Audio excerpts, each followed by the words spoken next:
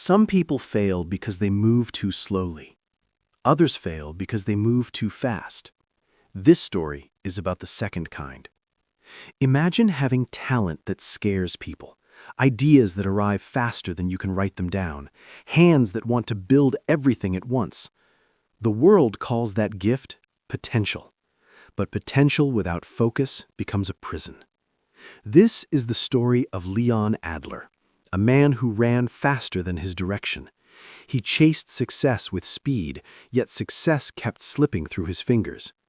If you have ever started many things but finished few, if you have ever been busy but not fulfilled, if you have ever wondered why effort doesn't always turn into results, then listen closely, because this story does not begin with failure. It begins with movement, and movement without focus can destroy everything. Leon Adler was known across the city for two things: brilliance and inconsistency. People spoke his name with admiration, then followed it with silence. He designed tools, devices, mechanisms, objects that made others stop and stare. His hands worked quickly, confidently, as if they were guided by instinct rather than thought. When he spoke about ideas, his words came out fast, layered, overflowing. But nothing he made ever stayed. His workshop reflected his inner world. Tables overflowed with sketches that never reached completion. Half-built frames leaned against walls. Gears, wires, and polished wood competed for space on the floor. Every corner held evidence of effort, yet no corner held proof of success. Leon believed speed was strength. If something failed, he simply moved on. If an idea felt heavy, he replaced it. He told himself that progress meant motion, not patience. Yet every night when the noise faded and the city went quiet, doubt arrived. He watched others sell simpler creations, less clever, less complex, but finished. Their work stood in the world, while his remained trapped inside the workshop. Inside Leon grew a quiet fear. What if his problem was not lack of talent, but lack of direction? Still, the next day, he moved faster. Opportunity came disguised as validation. A regional exhibit announced a challenge: create something useful, durable, and meaningful. The reward was not just money, but recognition, a chance to finally be seen. Leon's heart raced. Instead of choosing one idea, he chose 6. He worked obsessively, jumping between projects, convinced that variety increased his odds. One design inspired another, which interrupted the first. His days blurred into motion without rest. His nights disappeared into revision without reflection. At first, it felt powerful. He was busy. He was productive. Then, cracks formed. Parts didn't align, deadlines overlapped. One mistake ruined another project. Tools broke, materials ran out. His mind, once sharp, became loud and unfocused.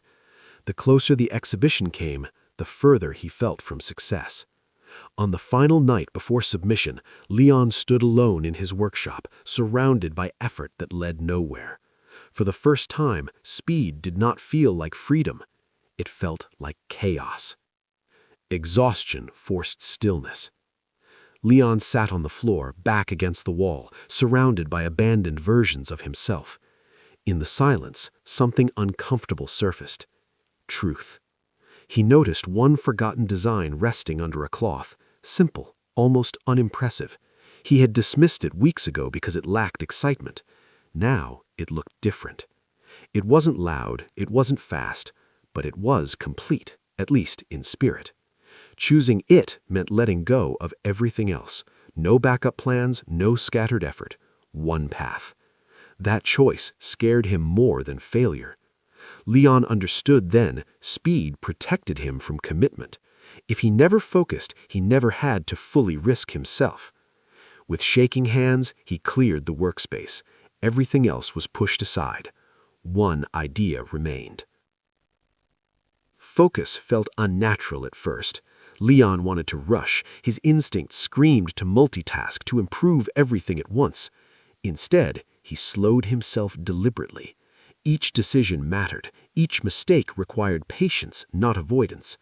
Progress became quieter. Hours passed without dramatic breakthroughs, yet something new emerged: stability. His work began to respond to him. Adjustments improved results instead of creating new problems. Leon noticed a change inside himself. His thoughts sharpened, his breathing steadied. Confidence grew not from speed, but from clarity. The creation took shape. Not flashy, not complex, reliable. The exhibition hall buzzed with noise and ambition. Creations competed for attention, lights flashed, voices overlapped. Leon placed his work down calmly. Others laughed softly. His design looked modest among towering inventions.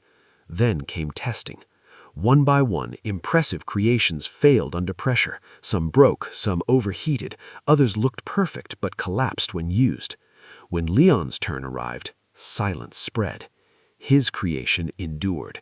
It did not impress at first glance, but it worked, again and again. Judges leaned closer, whispers changed tone. Leon didn't smile. He watched quietly, realizing that this moment wasn't about winning. It was about becoming someone who finished.